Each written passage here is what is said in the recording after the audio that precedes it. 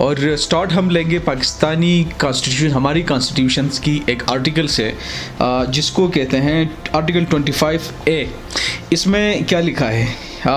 Article 25A of the Constitution obligates the state to provide free and compulsory quality education to the children of age group 5 to 16 years। यानी कि 5वें साल से लेकर 16 year तक जो बच्चों की उम्र होती हैं, आप ये भी कह सकते हैं कि क्लास नर्सरी से लेके क्लास 10 तक हमारे बच्चों को क्वालिटेटिव एजुकेशन प्रोवाइड करना स्टेट की रिस्पॉन्सिबिलिटी है। लेकिन यहाँ स्टोरी बिल्कुल डिफरेंट है।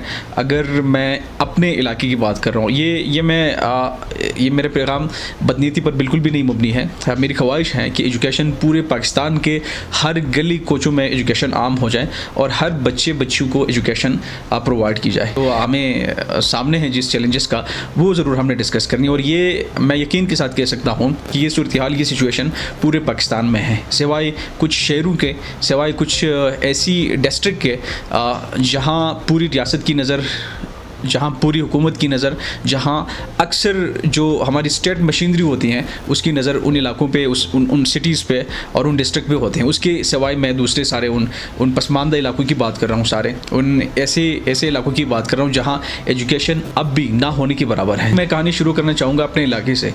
यहाँ जो आबादी है इस थल की, यूनियन काउंसिल थल की है, ये राउंड अबाउट, अगर मैं लामुती को एक्सक्लूड करूँ इस यूसी के, तो ये बनती है कोई 30,000 आबादी बनती हैं। और 30,000 आबादी में अगर आप गर्ल्स एजुकेशन की बात करें तो एक प्राइमरी स्कूल है यहाँ गर्ल्स एजुकेशन के लिए, जिसमें कोई 1-2 टीचर्स प्रोवाइड होंगी मुश्किल से।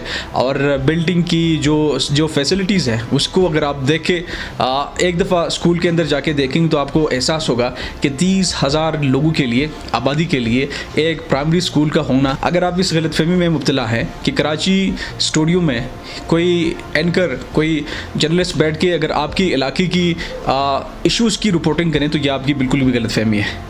और अगर इसी तरह आप एक ऐसे शख्स से अपनी जो प्रॉब्लम्स है, आपकी जो लोकल इलाकाई मसले हैं, इसको हल करने के लिए आपकी उम्मीद ही एक ऐसे शख्स हैं जो आपसे सैकड़ों हज़ारों किलोमीटर दूर बैठे हुए हैं, तो उसकी तरजीहात में से आप बिल्कुल भी शामिल नहीं होंगे। अगर आपको वो कहेंगे या तो वो झूठ बोल रहे होंगे और या फिर कोई और चीज़ होगा। तो ये चीज़ें आपको बिल्कुल क्लियर करनी होंगी कि अगर आपके इलाके की चीज़ों को, मसलों को अगर कोई बंदा हल कर सकता है तो आपके इलाकों के लोग हल कर सकते हैं, आप हल कर सकते हैं। तो हमें लोगों से उम्मीदें लगाने के बजाय अपने हक़ का सबसे पहले तो पता लगाना पड़ेगा कि हमारी राइट्स क्या है, हमारी जो कॉन्स्टिट्यूशनल राइट्स हैं उससे हमें ख़ुद को ख़बरदार रखना चाहिए। और इसके अलावा इस हक़ को कानूनी तौर पर, कानूनी तरीके से इसको मांगने के लिए जो जद्दोजहद लोग करते हैं, जो कौमें करते हैं, आपको भी करने चाहिए, सब लोगों ने करने चाहिए। ये अभी जो 5th क्लास की जो बच्चियां प्रमोट हो गई है 6 ग्रेड में,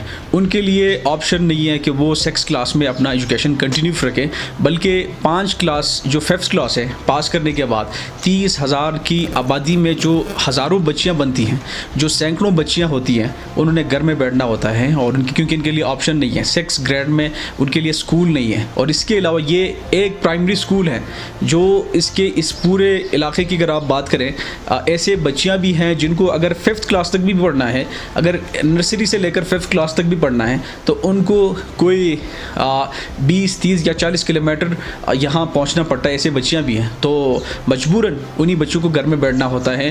तो कहने का मकसद ये है कि इस इलाके को, इस डिस्ट्रिक्ट को आपने चंद या तो शरीफ नालायकों के हाथ में छोड़े हुए और या फिर बेईमान नालायकों के हाथ में छोड़े हुए हैं। मुख्तलिफ पार्टीज़ के बहुत सारे नालायक ऐसे सियासतदान हैं जिनका मैं नाम नहीं लेना चाहूँगा, जिनकी वजह से मुसलसल पिछले 60 सालों में, यानी कि 60 की दिहाई से लेकर जब से दिर का इल्हाक पाकिस्तानी रियासत में हुआ है, तब से लेकर आज तक जिस सिचुएशन का आपको सामना है, जिस बुरे हालात का सामना है, वो इन्हीं ये नमूने हैं जिनकी वजह से ये सब कुछ हमें देखने को मिल रहा है। लेकिन इसका द ओनली रीज़न ये है कि हमेशा नालायक लोग उन लोगों पे हुक्मरानी कर रहे होते हैं जो ख़ुद नालायक होते हैं। अगर आप अंदाज़ा लगा लें, इस पूरे डिस्ट्रिक्ट में, इस पूरे इलाके में अगर लोग पढ़े लिखे होते हैं, सारे जो मेहनतकश लोग होते, स्ट्रगल करने वाले लोग होते, जिन पर कभी भी ऐसे हुक्मरान भी नहीं आते, ऐसे लोग नहीं आते, ऐसे नमूने उनकी रिप्रेजेंटेटिव नहीं बन सकते, अगर उनमें ज़रा बराबर की भी कोई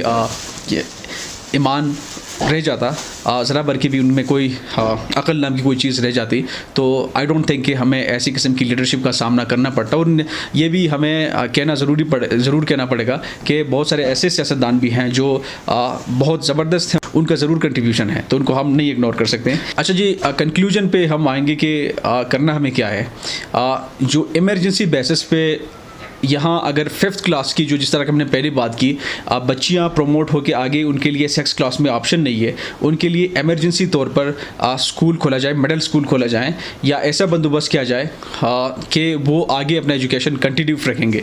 इसी तरह अगर सैकड़ों बच्चियाँ यहाँ 5th ग्रेड्स पास करके आगे घर में बैठेंगी, तो मेरे ख्याल में ये बात किसी से भी बर्दाश्त नहीं होगी, ना सिर्फ बच्चों के लिए बल्कि बच्चों के लिए भी कोई भी ये बर्दाश्त नहीं करना पसंद करेगा, क्योंकि हर चीज़ की कोई एक लिमिट होती है। अगर आप गिलास में पानी भरना शुरू करें तो एक वक्त ऐसा आता है कि गिलास से पानी गिरना भी शुरू हो जाते हैं, और अल्लाह ना करें कि वो इस नौबत का सामना हमें करना पड़ेगा।